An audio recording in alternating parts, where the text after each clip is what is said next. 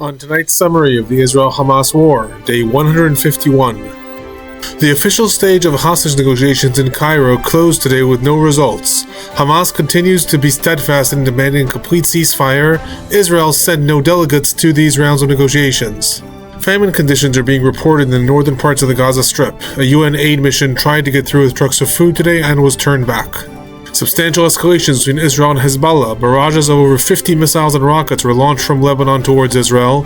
IDF retaliations throughout southern Lebanon left several Lebanese citizens dead. Israel's Minister Gantz discussed the day-after plans and the future of the Gaza Strip with top U.S. officials, linking these plans to the U.S. regional plans for normalization. Hello everyone, I am Alon Burstein, visiting assistant professor in the Department of Political Science and Israel Institute fellow at the University of California, Irvine, here bringing you the summary of the last 24 hours of the Israel-Hamas War. It is currently the evening of March 5th, 2024 in the United States, the morning of March 6th, 2024 in the Middle East. Starting with the hostage situation, the official negotiation talks in Egypt concluded today, both sides saying that no results were actually reached. Israel never sent a delegation to these talks. The Hamas delegation was steadfast in maintaining that it is going to demand a complete ceasefire as part of the initial stage of negotiations at this point. According to reports, the Hamas delegates are going to stay in Cairo for the coming days in case talks resume. U.S. President Biden again stated today that Israel has put forth a deal and the ball's in Hamas's court, and this was reiterated by the U.S. Secretary of State Antony Blinken, who also called on Hamas to accept the ceasefire terms. Responding, prominent Hamas figure Mohammed Nazal stated that Hamas's position has been consistent and clear. The group demands an end to aggressions, what they mean is IDF operations, IDF withdrawal from the Gaza Strip, unrestricted entrance of aid into the Gaza Strip, and an end to the siege on the Strip. He added, and I quote, "Netanyahu does not want to reach a deal because that will be the beginning of the end of his political career." In addition to this, Osama Hamdan, who is Hamas's representative in Lebanon, stated today that any hostage exchange will occur only after a ceasefire, and appealed to the United States, stating that stopping sending arms to Israel is more important than sending humanitarian aid to the Gaza Strip. Earlier in the day, an Israeli source stated that Qatar's Prime Minister Mohammed Athani informed Israel already on Sunday that Hamas's answer did not deliver anything new, and that the conclusion is that Yahya Sinwar, the leader of Hamas in the Gaza Strip, has decided to continue fighting during Ramadan in hopes of uniting the different fronts, i.e. creating escalations in the West Bank and in Israel, possibly even in Lebanon, which will deflect some of the fire away from the Gaza Strip. Where things stand right now, Ramadan is 5 days away. Qatar, Egypt, and the United States are all still pressuring the sides to come to a deal, but no negotiations are actually scheduled in the coming days. Possibly there will be a breakthrough in the lower level negotiations that are always ongoing between the sides. Remains to be seen. Moving on to the Gaza Strip, there were no rockets or mortars fired from Gaza into Israel in the last 24 hours. Regarding the fighting in the Gaza Strip, the northern parts of the Gaza Strip, the largest tunnel located in the Gaza Strip, coming almost up to the northern border of the Strip with Israel, was detonated and destroyed today. According to reports, the tunnel was 4 kilometers long, between 60 to 70 meters deep underground, and wide enough for cars to pass through it. The IDF discovered this tunnel and reported on it already in December, and the report stated that the tunnel was constructed under the supervision of Mohammed Sinwar, Yahya Sinwar's brother. Regarding other IDF activity was reported in Beit Hanun area, with Hamas units reportedly operating a drone in the area before they were attacked by IDF warplanes and killed. Intensive fighting was also reported in the Tel El-Hawa region of Gaza City. There are no reports that the IDF is actually carrying out a targeted operation in Gaza City right now. This is more the ongoing local forces of the IDF in the area, likely confronting different Hamas units. However, since the IDF completed its operation in Zaytun a few days ago, it is very likely that they're going to launch another targeted operation somewhere in the northern parts of the Gaza Strip. I estimate that it may be in Jabalia refugee camp, since there was intensive bombing in the last several days. It may in turn be in Tel El-Hawa, and this may be the beginning of it, what we're seeing. Remains to be seen. I'll report more on that in the coming days. The central parts of the Gaza Strip, there are ongoing confrontations, however, again, not stated exactly where. Likely this is on the Netzarim or Nusirat corridor. The bulk of the fighting remains in the southern parts of the Gaza Strip in Khan Yunis. In the areas of Khan Yunis, Palestinian civilians continue to evacuate the Hamid City region towards El Moassi refugee camp, as the IDF deepens its operation in the area. Several dozen Hamas operatives and PIJ operatives were reported arrested as they tried to evacuate with civilians. Throughout Hamid City, the IDF has reported many raids against Hamas infrastructure and weapons warehouses that were located. There were also intensive gun battles that were reported in this area of Hamid City. I remind everyone that Hamid City is in the northwestern parts of Khan Yunis, which is a very strategic point because this is possibly the most northern part of the southern parts of the Gaza Strip before you get to the central camps, and if the IDF were to achieve operational control there, it can effectively cut off the southern parts of the Gaza Strip, i.e. Rafah and Khan Yunis, from the central camps, and this may be what the IDF is planning to do before its operation in Rafah. Other news related to the Gaza Strip. Reports came in throughout the day of possible telecommunications blackouts in the Gaza Strip, causing the internet service to crash.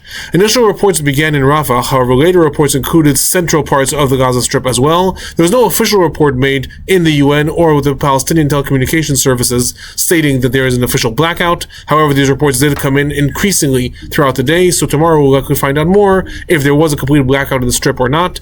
Again, as a reminder, prior to the previous IDF major operations in Khan Yunis and in the northern parts of the Gaza Strip and Gaza City, they started with a major telecommunications blackout. Regarding casualties, no IDF soldiers reported killed in the Gaza Strip in the last 24 hours. The total number of IDF soldiers killed in the Gaza Strip since the invasion began remains 246. No IDF soldiers reported injured in the Gaza Strip in the last 24 hours. Yesterday, I reported that the total number of IDF soldiers injured in the Gaza Strip since the invasion began is 1,453. Today, those numbers were updated to actually be 1,451. This is possibly as a result of updating numbers as the IDF updates its reports from the ground. It is also possible that two people who were injured previously were actually not injured in the Gaza Strip but were accidentally counted there. I'll report more about this when I find out what is the cause of this discrepancy. Right now, the official number of IDF soldiers injured in the Gaza Strip since the invasion began is 1,451. The Palestinian Health Ministry in the Gaza Strip is reporting that 97 Palestinians were killed in the Gaza Strip in the last 24 hours, bringing the total number of Palestinians killed in the Gaza Strip since the war began to 30,631. 72,043 Palestinians reported injured in the Gaza Strip since the war began, and several thousand are still buried under the rubbles and presumed dead. Moving on to the humanitarian situation in the Gaza Strip, there are growing reports of hunger and famine conditions that are developing in northern Gaza Strip, with severe shortages of food in the southern parts as well. While the Palestinian Health Ministry in the Gaza Strip previously stated that 15 children had died of malnutrition and dehydration, the World Health Organization put out its own statements today, putting that figure at 10, however stating that conditions in hospitals are also worsening. Two specific hospitals are noted, the Kamal Adwan Hospital in Beit Lahia and the El Alwa Hospital in Rafah, as pictures were emerging from the hospitals showing children and babies extremely malnourished, with doctors stating that they are possibly days away from dying. Hospital staff also stated that there is desperate need for baby formula and that this need has become acute in the last several weeks as women who have been breastfeeding have lost too much of their own body fat, and as a result they cannot continue breastfeeding. This is also contributing to the vast malnutrition of babies and children in the hospitals. It was reported that the hospitals do not have the facilities or the supplies to deal with the current situation. Amidst this, the World Food Programme reported that it tried to re-establish an aid convoy to the northern parts of the Strip today, but that the convoy of 14 trucks was turned back by the IDF after waiting for 3 hours at a checkpoint. This likely occurred in the Netzarim or Nusirat corridor, since that is the main checkpoint that the IDF has between the north and south of the Gaza Strip. Reportedly, after they were turned back, the trucks, which according to some reports carried over 200 tons of food, were looted by Palestinians. No reports were made about any gunfire. It is possible these were civilians who were desperate for aid. Remains to be seen. Other news, members of the Tzav 9 organization, this is the organization in Israel that is carrying out protests trying to block aid trucks from coming in, continued their protests today, both at the Kerem Shalom crossing and in Nitzana. According to some reports, over 50 people protested in one of these crossings and 40 in another, blocking aid trucks quite effectively. 7 of them were detained for questioning. Other news, the Al Auda Hospital in the northern parts of the Gaza Strip returned to partial functioning today. According to reports, they received some fuel and medical supplies from a UN interagency mission, and thus they were able to return to some functionality. Other news related to the humanitarian situation, the largest paradropping of aid was carried out in the northern parts of the Gaza Strip since these paradroppings began. This included 3 Jordanian planes, 3 US planes, an Egyptian and a French plane. The United States again reiterated today that it is working on a possible maritime corridor for humanitarian aid as well. However, it stated this requires a lot more logistics and that the simplest way of allowing aid in is to allow trucks to enter. The U.S. State Department spokesperson Matthew Miller stated that the U.S. has asked Israel to urgently open more access points for humanitarian aid to enter from the northern parts of the Gaza Strip. It was also reported that in his various meetings with different U.S. officials, Minister Gantz was also very much pressured by each of these officials, stating that the U.S. is gravely concerned about the deteriorating humanitarian situation. Moving on to the West Bank, there was a Palestinian attack that was carried out in the Yitzhar junction. A 21-year-old Israeli was stabbed and badly injured. Later, it turned out that he was an IDF soldier on vacation. The attacker, a 16-year-old Palestinian, was shot and killed. Regarding IDF activity, substantial IDF activity was reported in several different parts of the West Bank. Among them, these included Kafr Dan, Kalkilia, different areas of Nablus, as well as west of Bethlehem. In the Balata refugee camp near Nablus, Muhammad Tanji, one of the most prominent figures in the terror networks in Balata, was arrested. A total of 21 Palestinians were reported arrested in the West Bank in the last 24 hours. The IDF has stated that since the war began, some 3,450 Palestinians have been arrested in the West Bank, of which roughly 1,500 to 1,600 are Hamas members.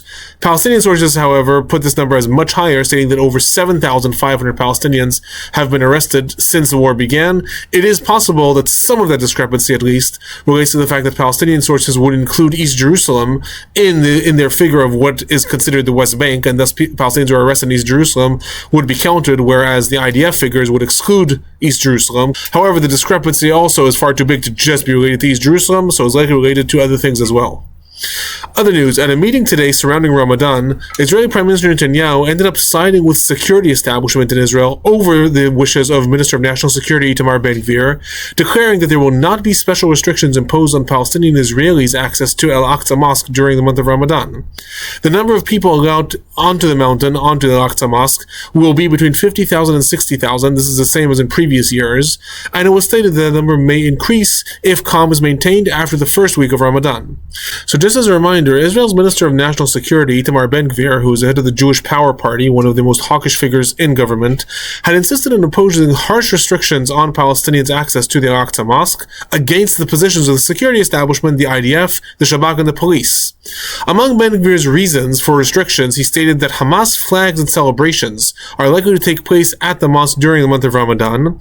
After the decision was made today, Itamar Ben-Gvir stated that Prime Minister Netanyahu's decision endangers Israelis and may allow Hamas victory pictures on Al-Aqsa. He later added a tweet stating that Hamas celebrations in Al-Aqsa do not equal complete victory in the war. Moving on to the northern parts of Israel, southern parts of Lebanon, there were substantial escalations in the last 24 hours between the sides. This has been for the last several days. After there was relative calm for a few days, we've been seeing every day growing escalations. Several barrages of rockets and missiles were fired from Lebanon towards Israel throughout the day. Our first barrage targeted the areas of the Upper Galilee, including the areas of Kiryat Shmona, Kfar Giladit, Tel Chai, Kfar Yuval, Snir, Beit Hillel, and Metula. A direct hit of one of these rockets was noted in houses in some of these places. Following an IDF retaliation against this, a second major barrage was fired, targeting Kiryat Shmona and other areas in the Upper Galilee, again with a direct hit being reported in a house in one of the kibbutzim in the area. El Miadin stated that in the second barrage, over 50 launches were carried out, and Hezbollah claimed that it fired dozens of Katyusha missiles during this attack, adding that it was retaliation to the IDF's retaliation to the previous barrage. The IDF stated that over 30 launches were noted in the second barrage and that many of them were intercepted. Throughout the day, other rockets from Hezbollah targeted the areas of Menara, Zar'it, Shomra, Arab al-Ramsheh. Hezbollah also took responsibility for 9 border incidents throughout the day. Al Jazeera reported that as a result of one of these, smoke was seen rising above an IDF outpost along the border. Likely it was hit by Hezbollah anti-tank missiles. However, this was not reported by the IDF. Regarding IDF activity, responding to that first barrage, the IDF carried out a massive bombing raid at 6 different sites in southern Lebanon, including targeting Hezbollah military compounds in Ita Sha'ab, Hezbollah command centers in Jabal el-Batam, launching sites in Al-Matmora, and military structures in the areas of Majd al-Zun, Hula, and Kafra. Reports in Lebanon stated that in the Hula attack, between 3 to 4 people were killed. Some later reports stated that those who were killed were Hezbollah fighter along with his wife and his 25-year-old son, and that they were in a 3-story building that was attacked and completely collapsed. It was in response to this attack that Hezbollah claimed that it launched the second barrage. Al-Manar also reported IDF attacks in the areas of Dabin, stating that 2 women and 2 children were injured in this attack. Other news related to this region: the U.S. Special Envoy to the region, Amos Hochstein, seemingly is beginning a diplomatic shuttling mission and now is back in Israel after he was in Lebanon yesterday. He reportedly met today with Israeli Defense Minister Yoav Gallant, who expressed his appreciation for Hochstein's mission and Israel's commitment to diplomatic resolution. However, he added that Hezbollah is pushing Israel close towards the point of no return for full escalation between the sides. Meanwhile, Lebanese Prime Minister Najib Mikati stated today that Hochstein suggested a proposal that includes a quote-unquote calming of the situation, adding that the proposal was unwritten and is currently being studied by the Speaker of the House in Lebanon, Nabiha Berri. He stated that he will contact Hochstein in the next 48 hours in order to hear Israel's position, and that the proposal focuses on the full implementation of UN Security Council Resolution 1701, as well as strengthening the Lebanese army. Mikati added that indirect negotiations between the sides are going to take place during Ramadan. It's important to note that Hezbollah has repeatedly stated that no matter what is decided between Israel and Lebanon, Hezbollah is not going to accept any diplomatic resolution between the sides as long as there is no ceasefire in Gaza. It is not confirmed if Hezbollah means a permanent ceasefire or could possibly this truce that may happen if there is a hostage deal. In addition, it's important to note that the full implementation of UN Security Council Resolution 1701 would see Hezbollah pulled much further north into Lebanon, far more than Hezbollah has ever agreed to. It is very unlikely that Hezbollah will agree to that. Even in Israel, the demand has been lowered, stating that Hezbollah could maybe only be pulled back 8 to 10 kilometers from the border. So it remains to be seen what this deal that is reportedly unwritten does include. In addition to all this, a drone crossed over into Israeli airspace today from Syria. It was reportedly intercepted by IDF warplanes. There was no mention of any IDF retaliations to this. Maybe these will happen later in the night. It remains to be seen. Moving on to some of the regional developments, Al Masira, which is a Houthi-affiliated news source, reported that more attacks were carried out by the coalition in the Hudaydah port. This news source also reported on attacks that were carried out by the coalition yesterday, which the U.S. did not confirm or deny. Right now, it remains to be seen. The U.S. has made no comment about this attack. Remains to be seen if, in fact, the coalition does report what it's attacking. Other news, the Houthis reported that they carried out 2 attacks against a U.S. destroyer in the Red Sea in the last 24 hours. Houthi spokesperson Yahya Saria stated that the attacks were carried out with nautical missiles and drones. Again, there was no confirmation of this from the U.S. military. There were also no reports made by UK MTO regarding any such violent activity. Moving on to some of the political and general trends of the last 24 hours. Israel's Minister Gantz met with U.S. Defense Secretary Lloyd Austin and with Secretary of State Antony Blinken. Both reiterated to him that the humanitarian situation in Gaza is both unacceptable and untenable, pressuring Israel to act immediately. What we are seeing is that the United States is starting to use, first of all, different rhetoric when it comes to the humanitarian situation, stating repeatedly that there are no excuses for the way the situation has deteriorated. And in addition, we're seeing that the language that's being used is the U.S. saying this cannot last for long. The United States cannot continue to defend Israel diplomatically if the situation goes on forever.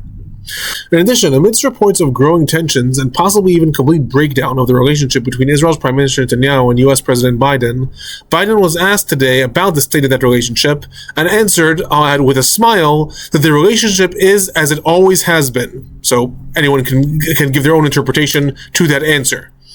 Other news, the family members of 10 hostages that have U.S. citizenship have been invited to President Biden's State of the Union address on Thursday. It was reported that they may be invited for several weeks. Now this has become official. Other news, Palestinian Authority Chairman Mahmoud Abbas met with Turkish President Erdogan in Ankara today. The two discussed regional developments and the war, with Erdogan issuing a warning that if Israel limits Muslim access to Al-Aqsa during Ramadan, this will lead to severe consequences. Other political news, Israel is reportedly planning to ask 8 countries who are part of the UN Security Council to convene a special session to discuss the UN report on sexual violence that was part of the October 7th attack. The report on this included that this was done at the instruction of Israel's foreign minister, Israel Katz, after he recalled Israel's UN ambassador Gilad Erdan back to Israel. There were a lot of eyebrows that were raised about the recalling of Israel's UN ambassador to Israel. Among others, it was reported that Erdan has been doing a good job as far as Prime Minister Netanyahu is concerned, and moreover that it is a very bizarre time for such a move given that the UN just published a report that Israel would like to echo more. A lot of speculation has been raised, and I will note that it is much more likely that this is due to internal political power struggles within the Likud party between Israel Katz and Gilad Erdan. Israel Katz and Gilad Erdan both see themselves as potential successors of Israel's Prime Minister Benjamin Netanyahu, and it is likely that they are now each trying to get more headlines or carry more favor with Netanyahu. It is also important to note that recalling the UN ambassador is something that has almost never been done in Israel's history. Moving on to the future of the Gaza Strip, amidst the political condemnations from Prime Minister Netanyahu's right-wing government, it was reported that in Minister Gantz's meetings with the U.S. senior figures, including Vice President Kamala Harris, National Security Advisor Jake Sullivan, and Secretary of State Antony Blinken, the sides also discussed the need to already be developing an international governing body in cooperation with regional countries for the future of the Gaza Strip. According to reports, this was also discussed as part of the regional normalization process that the U.S. hopes to advance. Initially, it was reported several months ago that the United States would like to see the development of this regional plan starting already in April, as the U.S. is foreseeing leading up to the November elections that there's going to be a lot of pressure on President Biden to also have his influence in stopping the violence in Gaza, but also having some sort of diplomatic achievement with regards to a future of a Palestinian state, and thus a process that begins at the latest in April, May, and will take several months until it comes to fruition, is what at least the United States would like to see. The fact that Minister Gantz traveled to the U.S. now and started discussing this with the U.S. may have a lot of political implications for how the war is run and for the future of the Gaza Strip. If you enjoy these reports, please do remember to give them a like, subscribe, turn on notifications if you want to know when reports come out. If you have questions or comments, leave them in the comment section below. That is my report for the last 24 hours. I'll be back tomorrow.